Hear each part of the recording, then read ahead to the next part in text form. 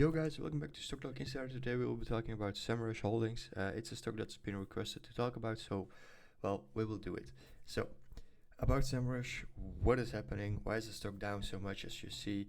And yeah, I did a little bit of research and I hope I can clear it for a bit. Maybe I'm overlooking something, but I do think that I have the most of it to make a story for it. So, SEMRUSH is a stock with a market cap of just over $1 billion, but it is missing on earnings very consistently.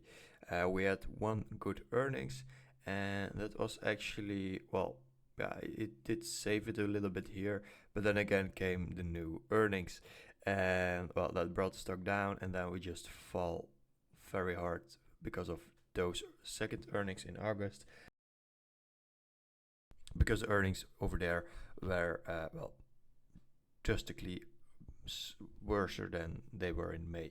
So, to give you guys a better perspective, is that the market went down around this period over here, and of course with the bad earnings over here, these were all misses on EPS, I think, and because of that, with the market also going down around this period, we did have a price drop from 18 to around, what was it, the lowest I think over here was 9.22. Then of course came earnings. It did go up a little bit, but well, the period of this when the whole market went down didn't hold it, so because of that it went even lower. Then probably on the momentum of this earnings we did go back up, because after all of those bad earnings we did have a positive acceleration because of this earnings.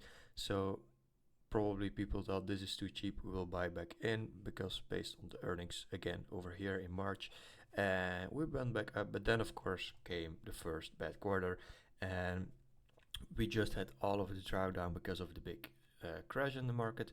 Then we had the good earnings over here, but then again we went back into bad earnings and bad EPS. So well, EPS misses actually. So now we're back here. Then we went down. So rebound broken by bad earnings after their good earnings in a while in February. And then actually this was the break quarter, so final breaker because of very bad EPS. It was like 2 or 3 times better EPS than over here. And now we are looking forward to this one. The estimate in EPS is around 7 to 8 cents. And income estimate is 111 million. That's, well, pretty much higher than expected, because normally it's pretty much in line, but this is a very big up against other quarters, I think. Nah, it's a little bit the same. Yeah, it's still the same, but you do see that revenue in itself is actually pacing good, and it is increasing. It's just the EPS, they have a very bad thing that they are always missing on EPS, like, what is it, like 8 on the 10 times or something, or 7 on the 10, they are missing their EPS. So that's of course a negative thing. But going forward is that SEMRUSH Holdings is one of the most recognized same names in SEO and digital marketing software. Its revenue keeps growing year after year. That's one positive thing already, but the stock keeps going the other way. Today we'll break down when the stock got punished, what's actually happening under the hood, what analysts are saying, and whether this all-time low could actually be an opportunity in disguise. So, like many growth stocks, SEMRUSH took a hit in early 2025. In March and April, the entire SaaS sector sold off due to the interest rate fears, and of course all of tariff things, which brought the stock market just down. And okay, also by late April, the stock started to recover until the first quarter earnings landed, and then we had the first rebound broken. Those results showed a tiny EPS miss, just a few cents below expectations, but it was enough to shake investors' confidence. Revenue was solid, even a small beat, but earnings per share came in just shy of what Wall Street wanted. So the result is a hesitant recovery that quickly lost steam. So Going to the second and more even weaker quarter is that the second quarter was where things really broke down. SEMRUSH missed on EPS again, this time by a large margin. The stock fell around $3.5 per share in a few days, which was already a very big amount if you look at how much the stock was only worth then. So now we did fall around $3.5 to the level over here. Ironically, revenue once again beat expectations. The issue wasn't top line growth, it was profit margins and expenses. So it literally is the problem lies with the profit margins and expansions, and you see that they are really not getting a hang on how to fix it at this point. Maybe in the future they will, of course, because revenue is growing. There's not a problem about income. It's just what do they do with all of their income? And that's something we can look in further. If people really are interested in this name, then I'll go through the balance sheet and we'll look at what they are actually all spending the money on. But yeah, why margins are under pressure is the following. So margins are being squeezed by three main factors: the R&D spending on AI tools, sales and marketing expenses, inflation and currency effects. So SEMRUSH is investing heavily in AI-driven features, smart but costly. The company is targeting larger enterprise clients, which was a very big target, of course, which requires more aggressive customer acquisition spending, and the rising global wages and cost inflation are weighing on operations. And of course, for a small cap this size, that is pretty much very hard to handle.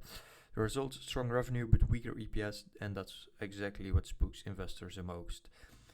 Personally, to myself, I also get spooked a lot by EPS, but eventually it's all about EPS can be bad. That's something that can be arranged in the future. As long as your revenue keeps going up, I don't really see much problems, but they do need to give guidance on the EPS. That's one thing that's for sure that needs to happen. But next earnings is in 16 days. We'll see what they say. It's also small cap, so not a lot of news besides earnings each year. Each 3 months. So yeah, the growth story for revenue that keeps climbing is that despite those profit issues, the growth engine keeps running. In Q2 2025, SEMRUSH posted 108.9 million in revenue, up 19.7% year over year.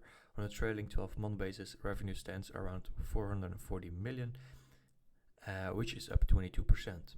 The main driver, enterprise customers, which, as we said before, they are focusing on a lot, but it does cost a lot. Clients spending over $50,000 per year increased by more than 80%, which is a very big bullish thing. And these customers tend to stay longer and spend more, of course. So the strong fundamentals are that fundamentally SEMRUSH remains solid, gross margins above 80%, typical for SaaS, a strong debt-free balance sheet, and a $150 million share buyback program, showing management's confidence in long-term value. In short, the business isn't broken, it's just struggling to convert growth into high profits. So if you get a guidance that they will buy back shares a lot at these levels, which I would do, of course, because the stock is very much the lowest they ever been, that should be a very nice bullish thing. But there's also a bigger narrative at play, so the AI fear. Google's new AI overviews are changing search behavior. Users get instant answers without clicking through the websites. Fewer clicks mean less value in traditional SEO, and that casts doubts on the future demand for SEO tools. This concern is mostly sentiment. The actual impact isn't clear yet, but it's enough to drag down valuations across the entire SEO sector. So right now SEMRUSH trades at near its lowest price ever. Its price to sales ratio is about 3.5 times compared to 8 to 10 times during its early growth years, but that was actually not that long ago, because it did have a really nice trend over here. Then yet slower growth and rising costs have triggered the steep re-rating, leaving the stock in deep value territory by SaaS standards. So what do analysts think actually? The consensus rating is currently moderate buy, which means that it's slightly undervalued actually, and average price target of around $13.5, implying around roughly 60% upside, which is actually very big return, of course. from the current $8 level. But the thing is, this can go through to like 27 or something before it really goes up, or they should really show something. Yeah, we'll see about that, but it's not a position I'm going in right now.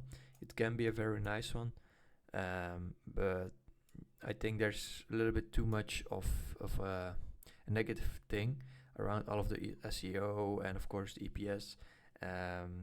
While I still believe that if revenue keeps improving, the EPS shouldn't be a big problem right now, but still it is something that they keep missing on, and well, that's a negative sign for buying stock. But yeah, going further, Morgan Stanley and Goldman Sachs are more cautious, targeting $9, but is still up due to margin pressure, and simply Wall Street recently cut its target to $11.80, but still an upside, and Yahoo Finance fair value models point to $10 to $11, so that's also a nice upside.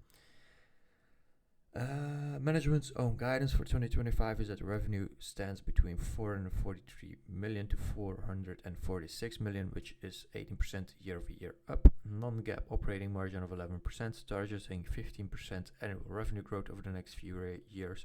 Focus scaling AI and enterprise clients, and aiming roughly 50 million ARR in enterprise AI by year end. So, with a cautious recovery, 12 to 15% revenue growth, and margin pad of around 11 to 14%, we have a stock of around $9 to $10.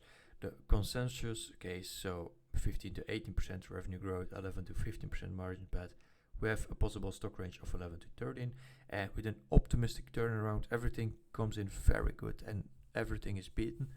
We have an optimistic turnaround of 18 to 22% revenue growth and 11 to 18% margin pad, with then a stock price normally between $13 to $15. So in other words, if SEMRUSH improves margins and sustains near 20% growth, the stock could potentially double from here over the next 12 to 18 months. So 100% return should already be very nice, of course, but I do have some concerns with the SEO and how people will react to that. And yeah, this is a stock that can go all the way, but of course we are trading below the lowest ever, so it should take a lot. If earnings are bad, it can go even lower, so then we would definitely be the lowest we've ever been. But yeah, that's something we'll have to see. I'm not jumping in here. I want to see the next earnings, because if this stock jumps to like 8 or 8.50 with good earnings, or they beat very nicely, then $8.50 or $8 is possible. But still, if you buy at $8.50 and you believe then that it should be a nice buy, it is a nice buy. Still, because of all of the analyst predictions. But for now, I'm not touching it. So, what investors should watch is that going forward, that there are 3 key metrics to watch: customer growth, especially among SMBs. Operating margins, can it move above 15%, and the AI strategy, if it will drive new revenue or just higher costs. So that's something we'll have to watch. And yeah, then I want to thank you guys for watching this video, and I like to ask you guys to like the video and subscribe to the channel, and I'll see you guys later.